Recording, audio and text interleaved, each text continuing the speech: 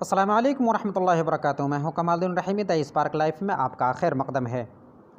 تو ناظرین، ہمارا جو موضوع چل رہا ہے وہ ہے جہیز ناصور، اور ہم اس سلسلے میں یہاں تک پہنچے تھے کہ جتنے بھی مفتی، قاضی، والی اور شوہر کے اوپر بیوی کے حقوق اور نان و نفقہ کا ذمہ دار شوہر ہے، اور قاضی، والی، مفتی اگر حکومت کی طرف سے ان کا انتخاب کیا گیا ہے تو ان سب کا حکومت پر ذمہ داری ہے۔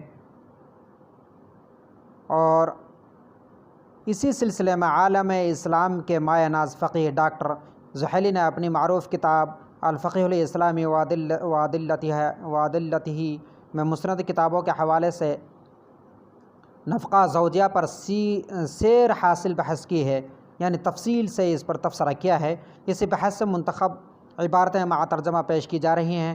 راقم السطور نے اتنی مدلل و مفصل و جامع بحث جو نفقہ زوجیہ کے تمام پہلوؤں کو اپنے دامن میں سموئے ہوئے ہو اور نہیں پائی ہے۔ ملاحظہ کیجئے،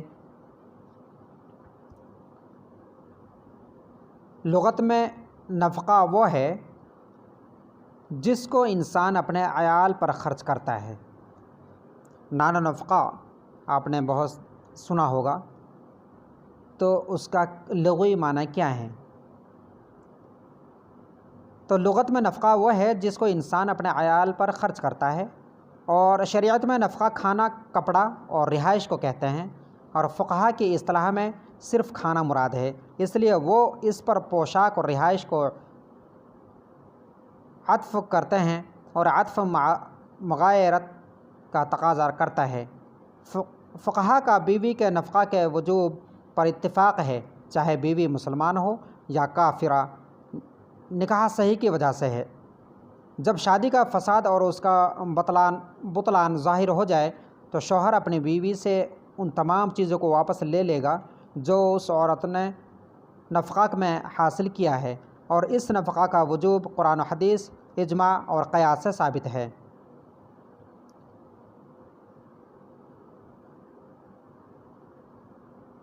تو ناظرین، مندرجہ ذیل نفقہ زوجین میں شامل ہیں جو آپ کے سامنے پیش کر رہا ہوں۔ کیا کیا ہیں؟ نمبر 1 کھانا، پانی اور سالن، نمبر 2 لباس، نمبر 3 رہائش، نمبر 4 خدمت، نمبر 5 صفائی کا آلہ اور گھر کا سامان، اور دستور شام کی دفع یعنی نفقہ کے انواع پر محیط ہے، یعنی دستور شام کی دفع 71 نفقہ کے انواع میں محیط ہے، جس میں ڈاکٹر اور علاج کے اخراجات کو بھی شوہر پر لازم قرار دیا گیا ہے۔ نفقہ زوجیہ میں طعام، پوشاک اور رہائش،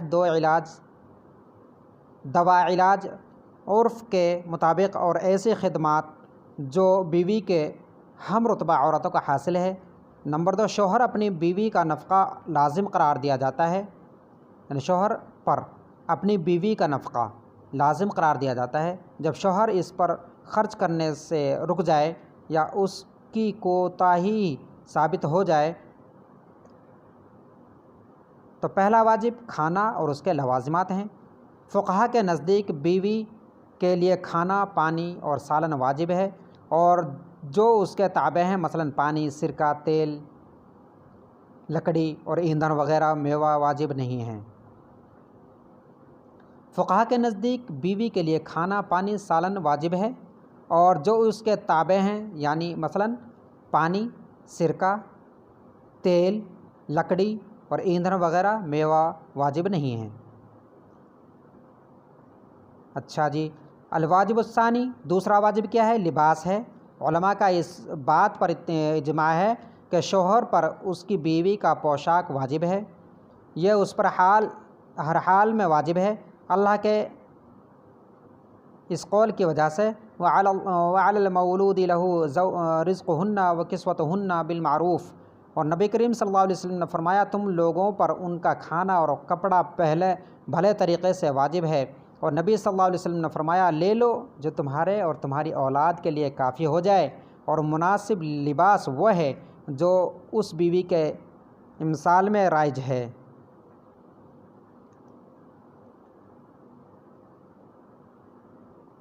اب ناظرین، تیسرا جو نفقہ ثلاثہ ہے، تیسرا واجب رہائش ہے۔ بیوی کے لیے اس کے مناسب حال ہو یا وقف کا ہو۔ ارشاد باری، یعنی ایک بار پھر میں آپ کو بتا دیتا ہوں کہ رہائش سے بیوی کے لیے اس کے مناسب رہائش واجب ہے، چاہے وہ مکان اس کی ملکیت میں ہو یا کرایہ کا ہو یا عاریت کا ہو یا وقف کا ہو۔ ارشاد باری تعالیٰ ہے، یعنی تمہاری حیثیت اور ہماری طاقت کے مطابق ہو۔ اور اللہ تعالیٰ کا قول عاشروہن بالمعروف، اور معروف یہ ہے کہ اس کو ایسی جگہ میں رکھو جو لوگوں کی نظروں سے پوشیدہ رہے اور اس میں اس کا سامان بھی محفوظ رہے۔ رہائش بھی طعام و پوشاک کی طرح زوجین کی تنگی و وسعت کے مطابق واجب ہے۔ اللہ تعالیٰ کے اس قول من وجدکم کی وجہ سے اسی بنا پر واجب ہے کہ رہائش مندرجہ ذیل اوصاف سے متصف ہو۔ نمبر 1، وہ شوہر کی مالی حالت کے مطابق ہو۔ سابقہ آیت کی وجہ سے۔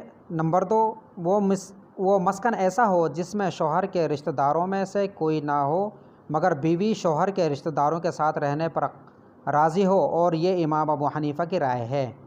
نمبر 3، جمہور کی رائے میں مسکن فرنیچر سے آراستہ ہو۔ مالکیہ نے اس میں اختلاف کیا ہے۔ مفروشات نوم میں بستر، لحاف اور تکیہ شامل ہے، یعنی سونے کے لیے جو چیزیں استعمال ہوتی ہیں ان میں بستر، لحاف، تکیہ شامل ہے، اور مطبخ کا سامان بھی، مثلا کھانے پینے کے آلات، توا، پیالہ، لوٹا، گھڑا وغیرہ۔ اسی طرح وہ چیزیں جن کا عرف رواج میں ہو اور جس کے بغیر چارہ کار نہیں، جیسے کڑھائی، ایسی چیز جس میں اپنے کپڑے کو دھوئے، اور روشنی کا سامان، اس لیے کہ زندگی گزارنا مذکورہ بالا چیزوں کے بغیر ممکن نہیں، اور یہ حسن معاشرت ہے۔ فقہا کا اس بات پر اتفاق ہے کہ رہنے کی جگہ ضروری اور لازمی سہولیات سے آراستہ و پیراستہ ہو۔ بیت الخلاء، غسل خانہ، مطبخ اور سہولت جو رہائش کے لیے ضروری ہو، مگر جب شوہر نادار ہو، جو ایسے مکان جس میں بہت سے کمرے ہوں اور بہت سے لوگ رہنے والے ہوں، اس مکان کے ایک کمرے میں رہتا ہو اور اس کے تمام پڑوسی نیک و صالح ہوں۔ تو انشاءاللہ اگلی قسط میں ہم بیان کریں گے کہ خادم کا خرچ۔ فقہا اس بات پر اتفاق رکھتے ہیں، اور اسی طرح وہ بہت سارے لوازمات۔